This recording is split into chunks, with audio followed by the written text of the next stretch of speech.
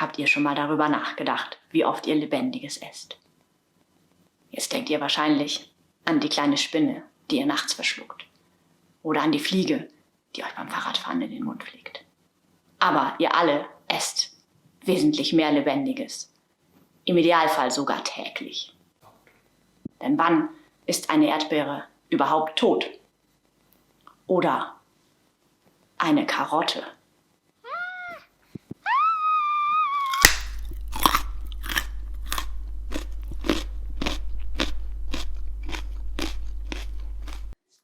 Das war jetzt aber sehr dramatisch.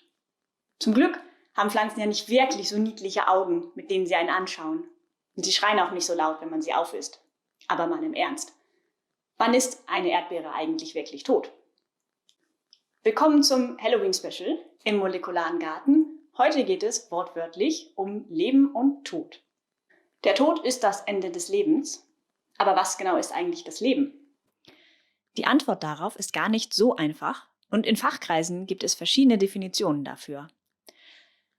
Aber generell muss etwas folgende Kriterien erfüllen, damit wir es als lebendig klassifizieren. Erstens, es muss einen Stoff- und Energiewechsel haben. Zweitens, Selbstregulierung, welche die internen Systeme im Gleichgewicht hält, muss vorhanden sein. Drittens, es muss sich fortpflanzen können. Viertens, Lebewesen geben Erbgut an ihre Nachkommen weiter. Fünftens, es muss wachsen und sich entwickeln können. Sechstens, es muss Informationen aus der Umwelt aufnehmen und darauf reagieren können. Siebtens, und dieser Punkt ist etwas umstritten, aber damit ist gemeint, dass ein Lebewesen aus Zellen bestehen muss. Und zwar mindestens eine. Viren sind hiernach keine Lebewesen, da sie nicht aus Zellen bestehen. Schauen wir uns die Erdbeere nach diesen Kriterien nochmal genau an. Die Zellen in der Erdbeere sind noch aktiv und betreiben Stoffwechsel. Und auch der Gleichgewichtszustand wird aufrechterhalten. Fortpflanzung ist auch möglich. Die Erdbeere hat ja ihre Samen schon gebildet und damit auch ihr Erbgut an die nächste Generation weitergegeben. Wachstum und Entwicklung sind auch noch möglich, es teilen sich Zellen und wachsen auch jetzt. Die Reizbarkeit ist schwer zu sehen bei einer Erdbeere, aber sie reagiert auch mit ihrem Stoffwechsel auf äußere Einflüsse wie Licht und Temperatur. Und Zellen sind auch gegeben, also check. Diese Erdbeere hier, die ist also geerntet, aber noch sehr lebendig. Aber was, wenn ich sie jetzt aufessen würde? Stirbt sie dann? Naja, das, was wir im Alltag als Erdbeere bezeichnen, also das leckere rote Fruchtfleisch, übersteht es nicht, von mir zerkaut und verdaut zu werden. Aber die Kerne hier, die ja botanisch gesehen die eigentlichen Früchte sind, wenn ich die nicht gerade zerkau, dann überstehen die schon eine Tour durch meinen Verdauungstrakt. Das ist ja überhaupt der Grund, warum manche Pflanzen so leckere Früchte machen, damit jemand kommt, sie aufisst und die Samen der Welt verbreitet.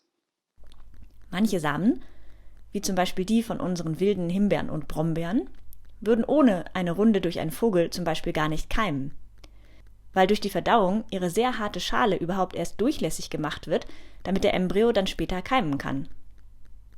Aber auch Samen haben eine begrenzte Lebensdauer. Je nach Pflanzenart beträgt die ein paar Jahre, wonach dann die Keimfähigkeit nachlässt. Richtige Lagerung, zum Beispiel kühl und trocken, kann die Lebensdauer von Samen verlängern. Darum ist auch eines der wichtigsten Lager für unsere Biodiversität tief im Permafrostboden auf Svalbard vergraben. Das ist der Global Seed Vault wo Samen von allen möglichen Pflanzen gelagert werden, um eben diese Biodiversität für die Zukunft zu sichern. Der älteste Samen, der überhaupt jemals zum Keimen gebracht worden ist eine 2000 Jahre alte Dattel. Die wurde in den 1960er Jahren bei Ausgrabungen bei Masada im heutigen Israel gefunden. Diese Dattel war also dabei, als die Römer vor 2000 Jahren die von König Herodes gebaute Festung belagerten. Sie hat das in dem trockenen Wüstenklima 2000 Jahre überstanden, bis 2005 Forscher sie dann in Wasser gelegt haben und zum Keimen gebracht haben. Wie eine vertrocknete Mumie, die wieder auferstanden ist. Und wo wir gerade bei Mumien sind, hier noch eine Geschichte von einer untoten, 30.000 Jahre alten Pflanze. Vor circa 30.000 Jahren im heutigen Sibirien war ein kleines Erdhörnchen dabei, sein Lager mit leckeren Früchten zu füllen. Aber leider hat es nicht geschafft, die alle aufzuessen. Es ist vorher verstorben. Mit etwas Glück hat es im Permafrostboden überdauert und sieht dann heute so aus.